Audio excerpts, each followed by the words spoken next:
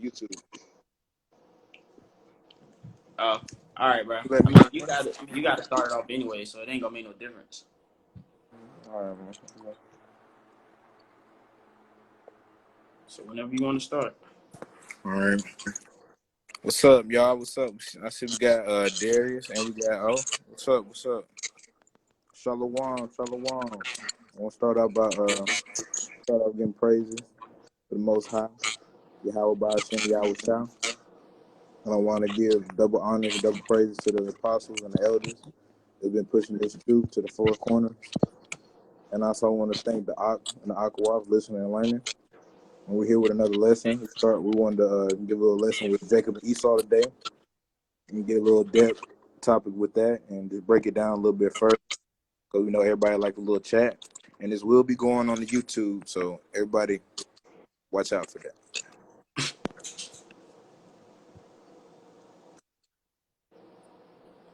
All right, bro. You got to start it. So everybody basically knows about the story. Should basically know about the story of Jacob and Esau. It starts in the chapter of Genesis 25, and then it talks about Rebecca and Isaac. Rebecca was trying to have a child, and she prayed to God, asked for a child, and she got what she asked for. She got double fold. She got twins. And when she was having complications, that she was pregnant, the Lord came to her and told her that there were going to be two nations in her womb, two different people. And he came to tell her that the elder would serve the younger. And I want to start reading in 25 and 21. Isaac entreated the Lord, his wife, because she was barren, and the Lord was treated of him. And Rebekah, his wife, conceived, and the children struggled together within her. He said, "If it be so, why am I thus?" She went and inquired of the Lord. Genesis 25 and 3. The Lord said unto her, "Two nations are in thy womb. Two men of people shall be separated by the vows, and one people shall be stronger, and then one people shall be elder." Salakia. And shall be separated by the vows. And one people shall be stronger than the other, and the elder shall serve the younger. 24. Days to be delivered were fulfilled. Behold, there were twins in their womb. 25. And the first came out red, all over like a hairy garment, and they called his name Esau, which basically Esau means red. Ashashada. Thank you. 26. After that came, his brother came out, and his hand took and hold Esau's heel. And his name was called Jacob. And Isaac was 80 years old when she bare them. 27. And the boys grew old, and Esau was a cunning hunter, man in the field, like today, who likes to hunt and who likes to hunt, who likes to hunt the field all day, all eating. Like to have their guns and hunt. And Jacob was a plain man, dwelling in tents. So basically, that's just Genesis 25, what I just read, 21 through 27 is basically breaking down the separation between these two people, these two nations, because the Lord was telling Rebekah and Isaac that these were going to be two separate nations, and that these two people should be separate, and that they're never going to get along, and that the elder was always going to serve the younger, and that the elder is going to be weaker than the just like the case is today, that Jakes, they excel in sports, but he has the hardest time. He's always at the type of cheating to be good at sports. But for Jakes, it just comes natural. You want to add, bro? Not really with that one, bro. I mean, you touched on most of it. It just people got to understand the meaning of Esau and his name, which is like Ashashada, which means like waste away is he. That's really all I had to touch on that part. Well, we're gonna start with Jacob when we break it down, because a lot of people need to understand this story, because individuals don't understand.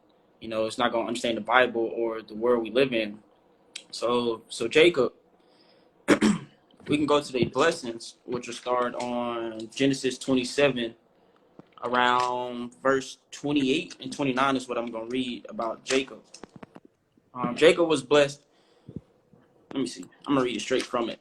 So 27 and 28. Therefore, Yahweh give thee of the dew of heaven and the fatness of the earth and plenty of corn and wine. 29. Let people serve thee and nations bow down to thee. Be Lord over thy brethren, and let thy mother's son bow down to thee. Cursed be everyone that curseth thee, and blessed be he that blesseth thee. So basically, he received the blessing of basically the land. He was Lord over the land, the fatness of the earth, plenty of corn and wine, and all the nations will bow down to him. If they bless him, then they will be blessed. If they curse him, then they will be cursed. And that was the blessing that he received. He's also the forefather of the 12 tribes of Israel, which, you can read more through it. What a lot of people don't understand is that Jacob had his name changed to Israel. So a lot of people get mixed up on that part, and I'm trying to find it. So it's in Genesis 32 and 28, and he said, thy name shall be called no more Jacob, but Israel, for as a prince hast thou power with Yahweh and with men, and has prevailed. So he changed his name. So the Most High changed Jacob's name to Israel. He's also noted as the sheep, which a lot of people hear, but don't understand what's going on. A lot of people think all the nations are sheep, but they all not. So Ezekiel 34 and 31. Let me see. I'm about to go straight to it. But I feel like I turn forever when I'm turning pages. All right. Salakia. Let me see. All right. So 34 and 31. He says, and ye my flock, the flock of my pasture are men, and I am your power, saith Yahweh. Yahweh the power. So what he's saying is, Jacob, you are my sheep, right? And you can you can go based off that one too. When the Hamashiach told you in Matthew 15 and 24, when he says, but he answered and said, I am not sent but unto the lost sheep of the house of Israel. So he told you who he was sent for. He wasn't sent for every nation. He was sent for the house of Israel, because the Hamashiach also comes from the house of Israel. He comes from the tribe of Judah, if people didn't know that. Paris read a description of him, black, so-called black. He's really like brown and stuff like that. And he got smooth skin. Truth of that one. That's a different breakdown, which, we might have to do that one separate. But he tells you in Amos chapter 3, verse 1 and 2, for behold, in those days, in that time, when I shall bring again the captivity of Judah and Jerusalem. Oh, wait, I'm in Joel. Salakia. I was like, that don't even sound right. All right, here we go. Amos chapter 3, verse 1. Hear this word that Yahweh has spoken against you, O children of Israel, against the whole family which I brought up from the land of Egypt, saying, you only have I known of all the families of the earth. Therefore I will punish you for all your iniquities. Well, how did he do that? So when you go to the curses in Deuteronomy 28, verse 15 through 68, you can just look through them. And they tell you, the curses. And a lot of people will be trying to figure out, well, who are the Israelites? Well, he tells you, somebody can describe a duck. If it walks like a duck, quacks like a duck, it has to be a duck. A lot of people don't know, and a lot of people don't care, which he'll tell you in Isaiah 1 and 3. Basically, the children of Israel do not care to consider who they are, which is also a problem. But overall, I give a different video on that one too, talking about the children of Israel and Jacob, and how salvation is only for the Jews, which people don't understand. But as long as people got like the basis of Jacob, then they understand. Also, a lot of people got to understand Esau was blessed with they both were given the blessing of the fatness of the earth and the heaven. But he'll tell you the order, Second Esdras chapter 6, verse 9, he tells you, Esau is the end and Jacob is the beginning. Well, why does he say that? Because you still have prophecy where it tells you, the older will serve the younger. Well, if Esau is ruling today, then that means later on in life, Jacob has to come about. which you'll read in Revelations chapter 7, verse 3 and 8, when he tells you, he talks about the 144K, which is 12,000 from each tribe, which a lot of people don't read about that one either, because people don't, read. But he also tells you, in Revelations 21 and 12, he tells you about the 12 gates. Well, he's telling you the new world is only meant for the children of Israel. Now you got to figure out, okay, well, what tribe are you from? It says nothing about Christians. It doesn't say anything about Jehovah's Witnesses. He doesn't really care for those other nations. Then you get people that be like, oh, well, you're not an Israelite. And people be like, well, the Israelites were done away with and stuff like that.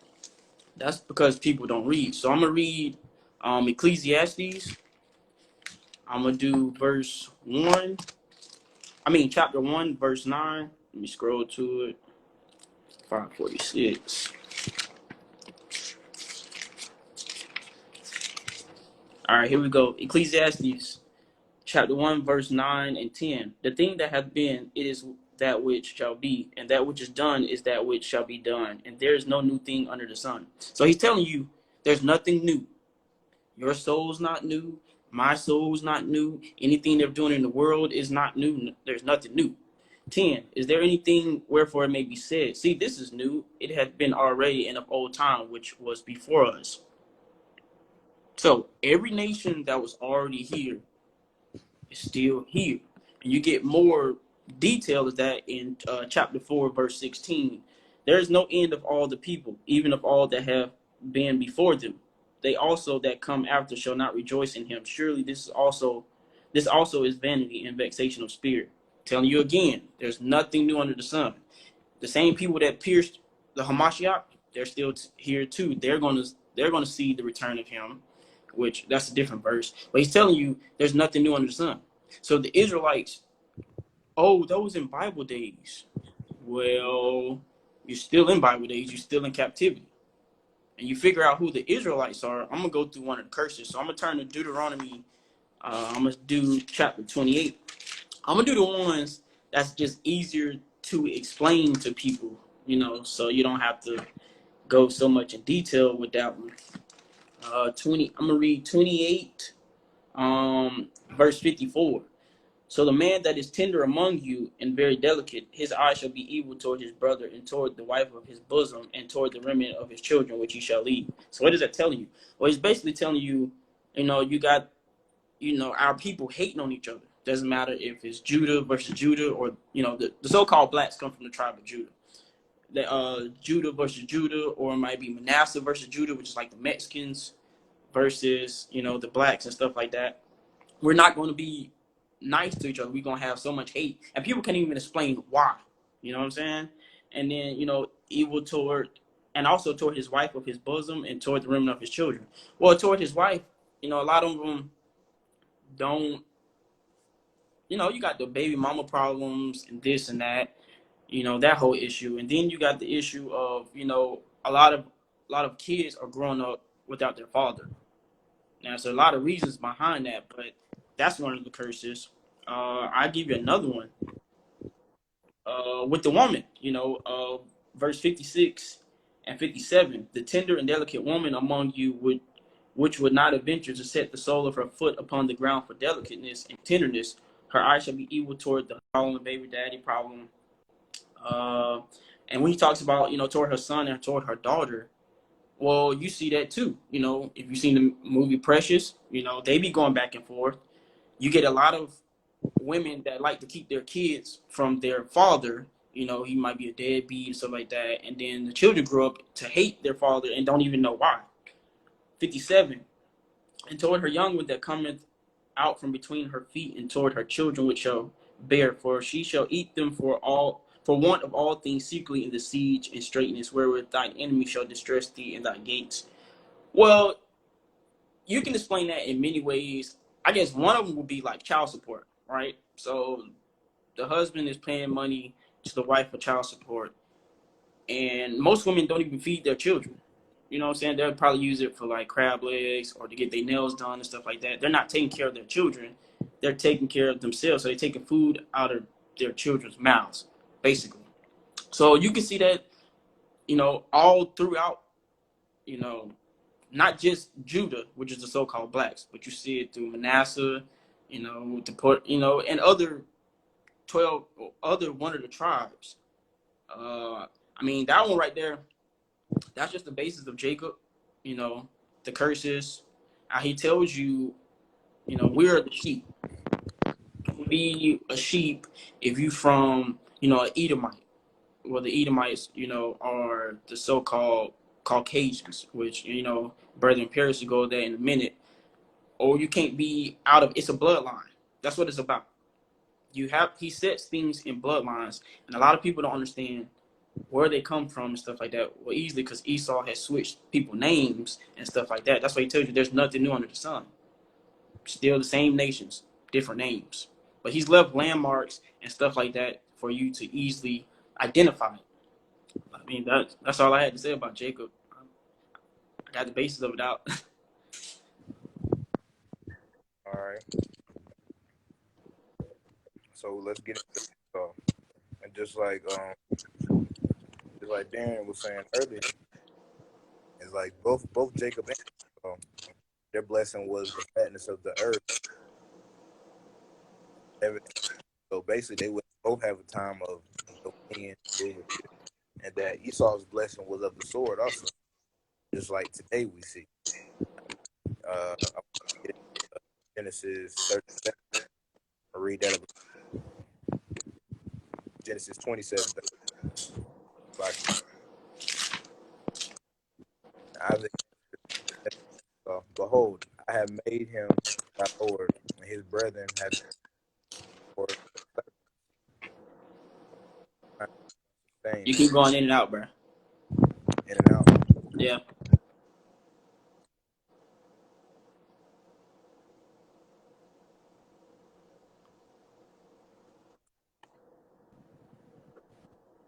You good? Yeah. Go ahead. Like chapter 27, verse 37. And Isaac answered and said unto Esau, behold, I have made him thy Lord, and all his brethren have I given to him for servants. And with corn and with wine have I sustained him. What shall I do now unto thee, my son? And Esau said unto his father, hast thou but me one blessing, my father? He's basically asking him after Jacob got his blessing. He's like, you have a blessing for me? Do you have one blessing for me, father? Bless me, even so also, my father. And Esau lifted up his voice and wept. So he basically cried and wept to his father for the blessing. He wanted the blessing of the sword. Verse 39. And Isaac his father answered and said unto him, behold, thy dwelling shall be the fatness of the earth, and the land, and the dew of the heaven from above. So basically, what he's saying, he was going to have the fatness of the earth. He was going to have a time to rule. He's going to have a time for a kingdom. But it's going to be a very short time. It wasn't going to be for a long time. Just like if you look now in today's history, like Esau Edom make it seem like he's been ruling for over 3,000, 4,000 years, but in reality, they only took over about 400 years ago. There was still black rulership in Europe in the 1700s. And there's plenty of information that on my page. I can show it to you and look it up. But man, there's plenty of information that Esau Edom has been in rulership for a very short time anyway. Verse 40. And by thy sword shall live, and shall serve by thy brother. It shall come to pass when thou shalt have the dominion, and thou shalt break his yoke from thy neck. So basically what that's saying is, he said he should live by the sword. So basically just how he lives now. He lives by the sword, which is his blessing. The sword can mean multiple things, just a weapon. It could be a sword, a knife, a gun. It's anything that people use as a weapon at the time, even a bomb. Basically what he was saying, that he was going to serve his brother, which majority of the time that he did. We were ruling Europe and we were ruling in other different kingdoms. Esau Edom he was serving us. It never was really a long time where we had to serve them, other than the Greeks and the Romans. And he said it should come a time that he should break that yoke off his neck. So basically, what that's saying is he's going to break from that. He's going to break free. He's going to have his own time to rule. So now that's the time we're living in today, where he's free and he has his own time to rule, and he calls the shots. Oh yeah, definitely. My Yeah. bad. But to touch on that, when he says shall break his yoke from off thy neck, an example in history would be like the Renaissance. Mm-hmm. You know, that's when they started that painting over, of the prophets and stuff like that, and they just whitewashed everything. You know, they called themselves the Romans and things like that, but they took that from Japhet, which is a whole different story. But the point is, you know, Renaissance was just the rebirth of them coming back into power. They would have been destroyed beforehand if Jacob didn't have mercy on him and he ran them to the mountain, the Caucasus Mountains, which is why they call it the Caucasians, the cave dwellers. Yeah. Hebrews 12 and 16 through 17. And basically, this is breaking down. It's talking about Esau and basically talking about why he sold his birthright. Because earlier in the story, Jacob had basically, he didn't necessarily trick Isaac, but it almost was a trick to Isaac. But Isaac already knew at the beginning that it wasn't Esau. So basically, it perceived to Esau that it was a trick. So Esau was always going to be mad at Jacob because he felt like he took the blessing. But at the beginning, if anybody read at the very beginning, when I just read at the start of this video, that the blessing was supposed to belong to Jacob in the first place anyway. So it always going to go according to the way it do it anyway. Yeah, people skip that part. They try to make Jacob look like the bad person. Yeah. Yeah, in history, and that's when that all started, man. But yeah, you go ahead and read Hebrews 12. All right. Hebrews 12:16. Least there be any fornicator as profane as Esau, who for one morsel of meat sold his birthright. Verse 17. For ye know how that afterwards he would have inherited the blessing, and he was rejected, for he found no place of repentance, though he sought out carefully with tears. So basically what that's breaking down to saying is he had a chance to have the blessing. He had a chance for the birthright kingdom. But he sold it. He gave it away. He sold it away to Jacob. He sold it away for that red pottage. And basically the Lord is calling him out on that. He's calling him profane, he's calling him a fornicator. You're not supposed to sell your birthright. Even though Esau is trying to soften that with tears, he said he's never going to forgive him for that. Yeah, he didn't even try to repent either. He cried. Exactly. And I want to touch on something earlier, just like Darren said, he was talking about Jacob with the sheep. He was talking about, and Yahweh Shah was talking, he came back for his lost flock of his tribe. He wasn't coming back for everybody, and that's another aspect when he was talking about the goat and the sheep. And the goat represents Esau. So if you ever understand Esau, he has the hair like a goat, that long straight hair like a goat. And that interpretation, that's supposed to represent the flock of Esau. And never Yahushua was coming for goats, he was coming for sheep, because those were his flock.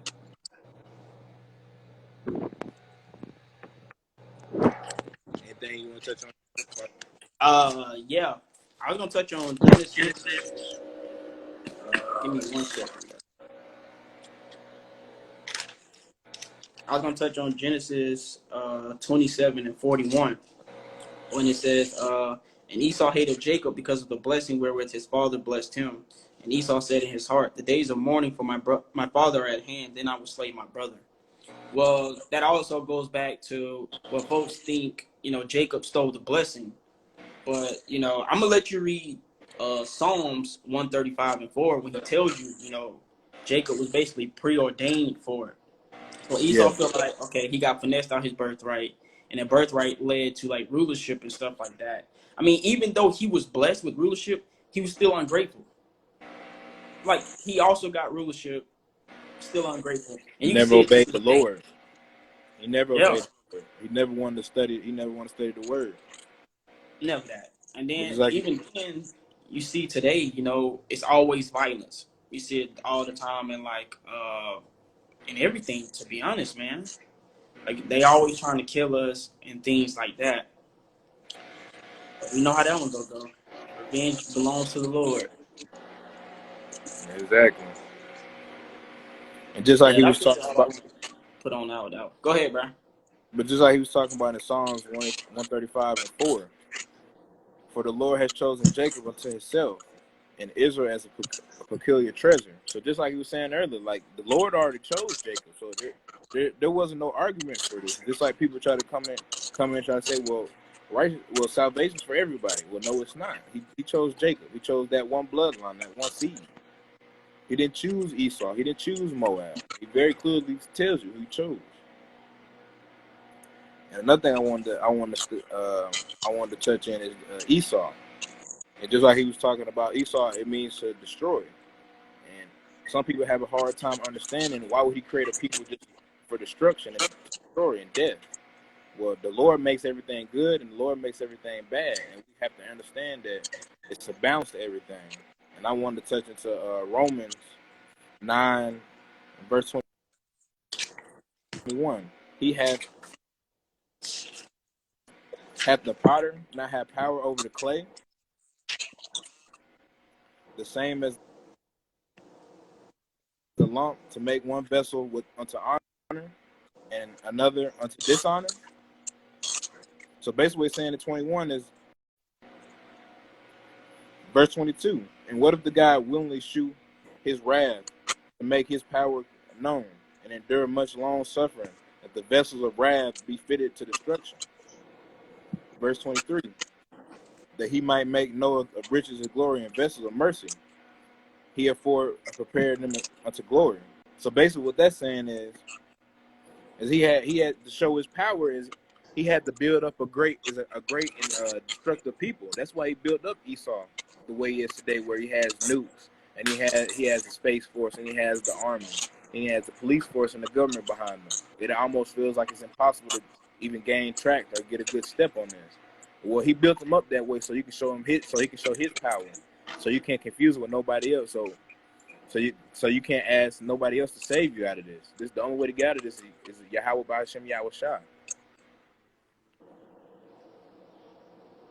Anything you want to touch on that before I go to the next part? Yeah, I'm gonna touch on Romans 9 and 13. I'm gonna do 13 through All right. 15. Romans 9 and 13. As it is written, Jacob have I loved, but Esau have I hated. A lot of people have problems with that. People's like, oh, the Lord doesn't hate anything. He hates sinners and stuff like that. No, he told you. Like, the Lord is not going to beat around the bush for you. He's going to tell you, I've hated Esau. Even then. So it says, what shall we say then? Is there unrighteousness with Yahweh? Yahweh forbid. For he said to Moses, I will have mercy on whom I will have mercy, and I will have compassion on whom I will have compassion. So he doesn't have to love everybody. He can pick and choose.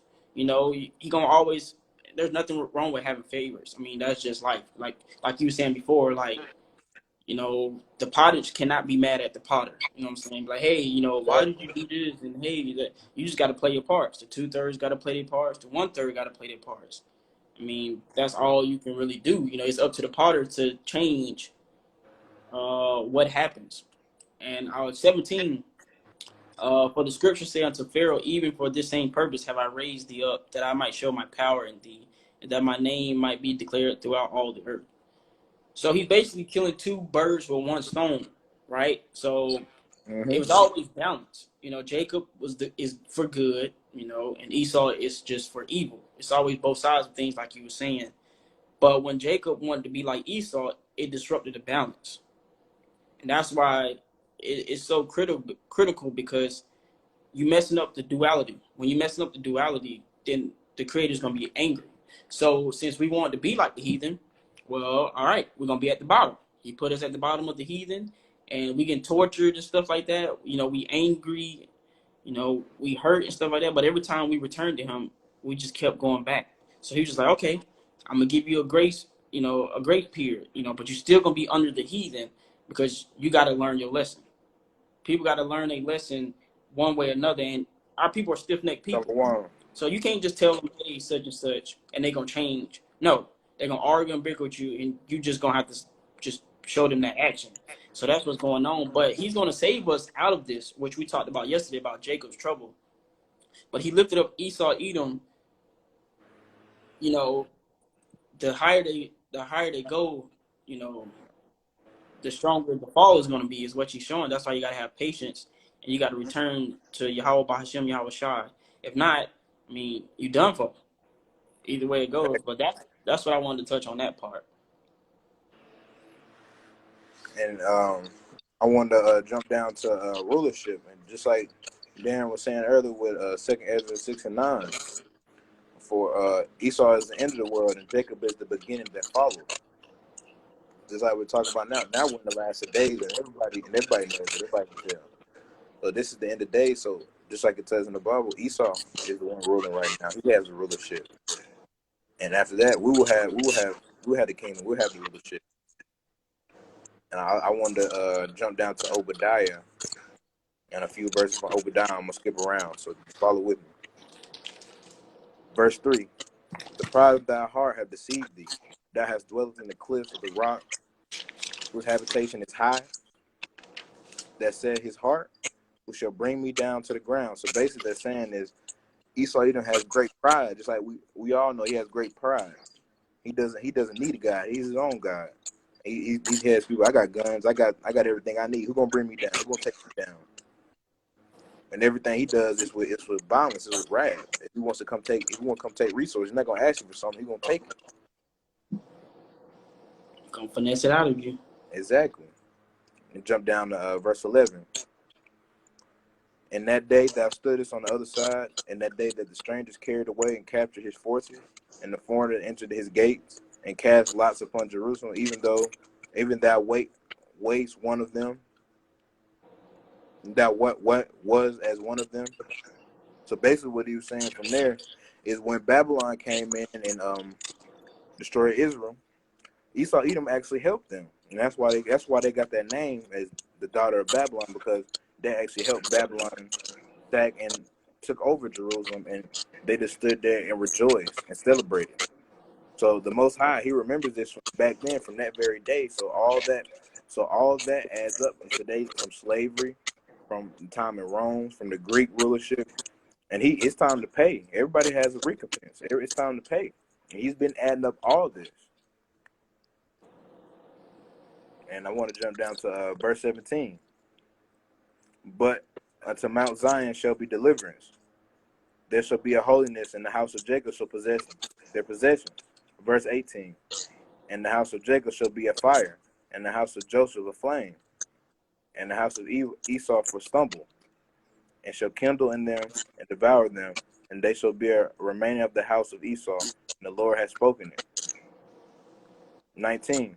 And then the south shall possess the mountain of Esau, and they shall plain in the Philistines, and they shall possess the fields of Ephraim, and the fields of Samaria and the Benjamin, and shall possess Gilead. Gilead. So basically, what that's breaking down and saying is that Zion will be delivered out of this captivity. We'll have salvation. Just like we were talking about yesterday, out of Jacob's trouble. That just because Jacob's trouble is coming, don't mean it's a bad thing. It's a good thing. It means we're saved out of this captivity. Like it's talking about Obadiah verses 17. That's like that very day we will possess him like he possesses us. He will work for us. He will do what we say. He's gonna fire upon our people. He's gonna kindle that fire by kindling the fire with the truth. He's gonna give them the truth. They're upset. But they're gonna realize Edom has been lying. He's been a deceiver, like the devil. That's what word it means, deceiver. And Esau Edom has been deceiving people for so very long that when the truth gets revealed, people are highly upset. And I wanted to read John 8:44. Ye are the father, the devil, lust of your father too. He was a murderer and abide not in the truth. It's no truth in him. When he speaks of a lie, he spoke his own. He is a liar, and his father. So basically, what that's talking about Esau, which is also is known seed of the devil, which comes from that bloodline from Cain, the seed of the devil. Basically saying you have your father, because the lust of the father that he would do. He loves to lie, he loves to kill, he loves to steal, and there's no good found in him, only wickedness. It's a soft green Anything you want to add to that before we get to closing? I was just gonna touch on Revelations real quick. Yeah. I mean, unless you're gonna go over it. It was one in about how you saying he had this captive. I'm gonna read Revelations 13:9. So it says 13:9. He that leadeth into captivity shall go into captivity. He that killeth with the sword must be killed with the sword. Here's the patience and the faith of the saints. So basically he's saying, everything's gonna be reversed. Esau Edom has had us in captivity for the longest, as well as, other nations. But majority of that was Esau Edom. He's been killing us for the longest. So everything's gonna be reversed. He's gonna go in captivity. When the Hamashiach comes back, he's gonna be, straight destroying them. And then from Revelations 13:9, I was gonna jump to Exodus real quick. Exodus 21:16. So Exodus 21:16. And he that stealeth a man and selleth him, or if he be found in his hand, he shall surely be put to death. So Esau Edom refuses to let us go after we've served our time, and he's been holding us hostage. That's really why the nations haven't destroyed this area yet. They're just using us as hostage and to keep their plans going and to keep us, down and, just depressed. But, the Most High is disassembling them one stone at a time, slowly but surely.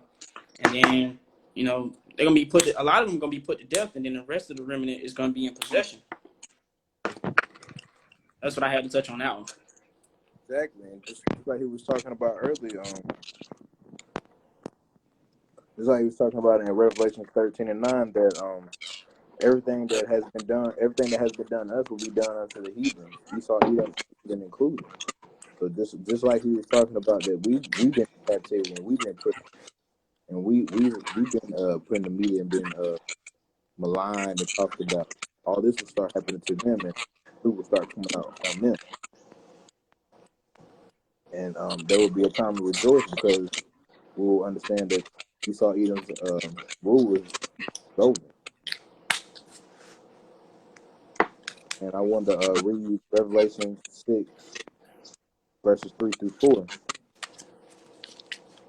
When he had opened the second seal, and I heard the second beast say, "Come and see." 4. And there went out another horse, and was red, just like Esau. And the power was given unto him, and sat thereof, and take peace from the earth, that they should kill one another. And there was given unto him a great sword. So who else was given a great sword? Just like we read earlier.